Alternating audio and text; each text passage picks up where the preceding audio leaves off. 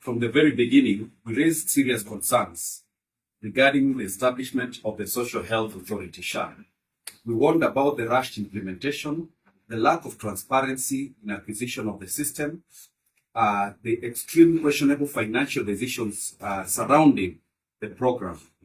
We question why government chose to purchase a system costing 104 billion, a system with no clear state ownership, when in fact upgrading the system from what we had in NHIF would cost the taxpayers about 700 million today. The reason behind the rush is clear. SHA is not a reform. SHA is a grand calculated scam. We have uncovered evidence of deep-rooted conflicts of interest. The Cabinet Secretary Health is reportedly associated with the same company that developed the SHA system. As you may be aware, there is reason for us to bring this up because the CS for Health is associated with Convergence, one of the companies in the consortium, and there is an advisor in State House who is associated with Appeal, the two companies that government has outsourced the approvals and payment of claims to. The company, a company in charge of revenue collection and payments. Further, the chairman of SHA has links to Ladnan Hospital, which has already received 66 million shillings under this scheme. Payments under SHA are skewed and discriminatory. Some providers are consistently paid, while others offering genuine health services have never received a cent. Worse still, ghost facilities, as you may have seen, are being paid regularly. Let us give you some examples. And in some of these examples, you realize there is an astronomical increase in the number of facilities, particularly in the northeastern region. When we had NHIF, we had 153 facilities accredited by NHIF across the northeastern region. However, with the coming in of SHA, we have close to 700 facilities that have been accredited in the past few months, and it is equally discriminatory. They have reduced the number of accredited facilities across particularly Western region, Nyanza region, so that they can increase the numbers in areas they wanted to unleash this scheme. Nyandiwa dispensary, for example, which has been closed for some time, continues to receive payments. Divine Sparkle Medical Center in Rangwe, Homa Bay County, received 2.8 million in June, yet it does not even exist.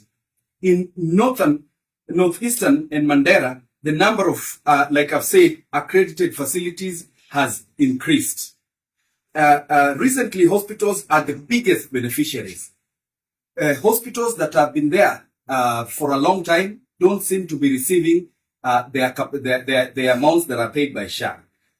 New facilities registered in 25 in the year 2024 are the ones that receive these funds regularly.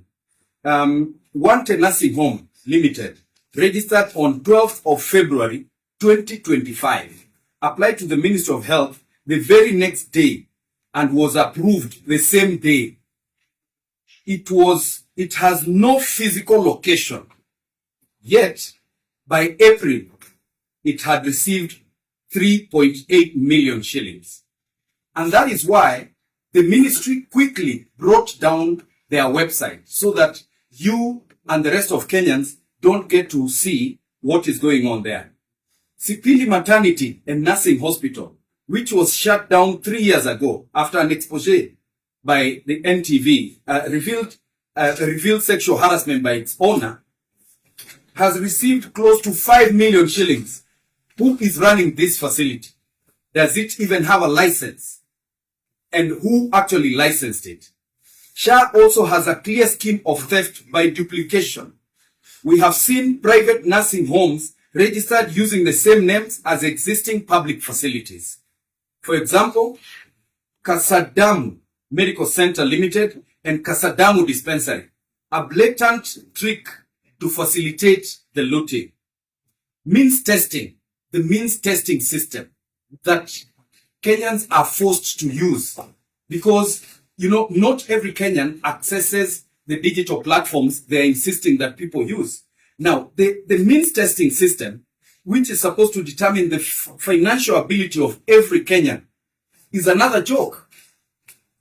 Regardless of a person's economic status or situation, everyone is awarded 92,000 shillings every financial year, regardless of what other existing conditions that you have. On payments that are made even from offices of members of parliament, payments that are made after the 10th of every month are automatically flagged as late payments.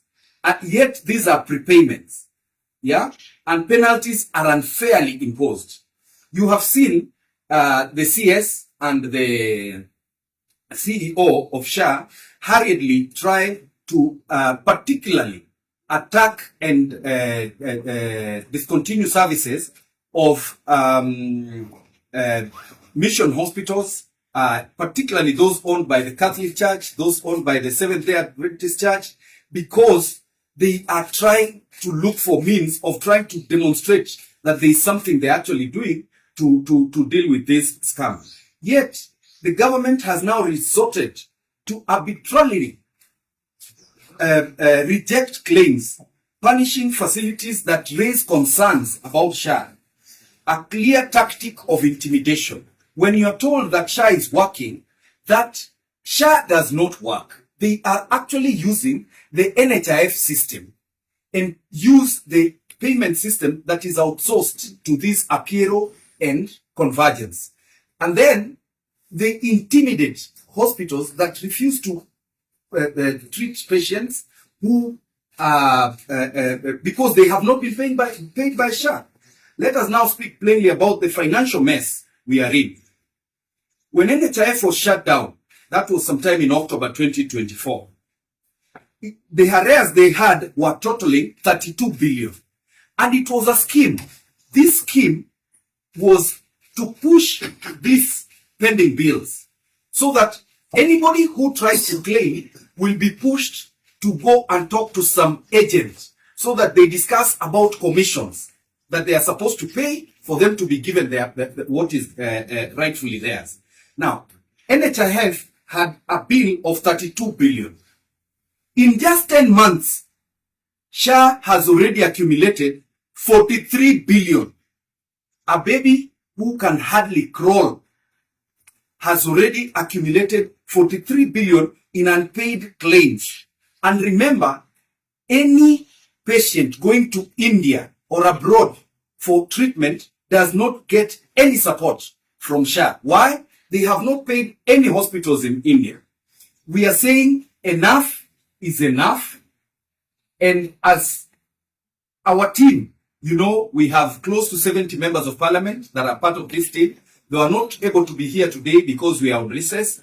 And we've said enough is enough. We now demand for the immediate resignation of Honorable Aden Duale, the CS for Health, for number 1, conflict of interest, number 2, complacency, number 3, trying to hoodwink Kenyans with theatrics of summoning the media to harass facilities, to suspend some facilities. He's been talking tough out here, putting up face just to hoodwink Kenyans. And we demand the immediate resignation of the SHA chairman, who is associated with Ladnan medical facility. We also demand for the resignation of the CEO, SHA, who is facilitating this theft. And we are telling particularly the head of state and his friend Duale, Kenyans have unearthed the scam you schemed to put in place for a long time. The Committee on Health is equally investigating this further, the committee in the National Assembly and in the Senate, so that as we resume from recess, we want to put together a commission of inquiry so that we get to know how much money has been scammed from Kenyans through these schemes. You remember initially when I appeared before you, the media, individually, I had raised some of these issues.